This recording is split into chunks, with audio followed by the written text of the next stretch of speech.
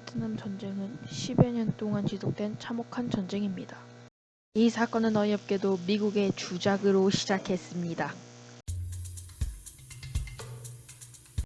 미국이 일부러 베트남의 해역에 접근한 뒤 지들이 먼저 피격을 맞았다고 주작을 친 사건이 바로 이 사건인데요. 참 어이가 없어서 말이 안 나와요, 진짜. 그래서 미국은 겉으로는 자기들이 빡쳤다고 그렇게 해서 베트남에 개입을 하게 될 명분이 생긴 거죠. 미국의 장병들이 베트남으로 출발하게 됩니다. 이때 한국군도 참전을 하였는데요. 한국군은 약 5만 명 정도 참전하였습니다. 당시 우리나라에 해병대와 맹호부대와 같은 특수부대 위주의 군대가 먼저 보내지고 육군들이 순차적으로 보내졌는데요. 와, 이때 안 보내졌으면 우리나라 경제가 완전히 지금 바닥이었을 텐데 이 월남전 참전이 우리나라의 경제 성장의 원동력이기도 합니다. 우리나라는 초기 M16 같은 최신 화기도 없어서 M1 같은 구형 소총을 아직도 쓰게 되고 있는 실태였고 UH-1H, M113A1, 강습 상륙함과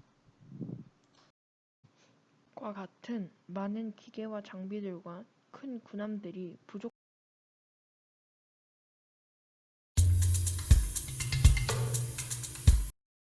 당시 2차 대전이 끝나고 냉전이 급속화되면서 이념 대립이 첨예해졌는데 이 첨예해진 이념 대립에서 낀 국가가 바로 한국과 베트남입니다.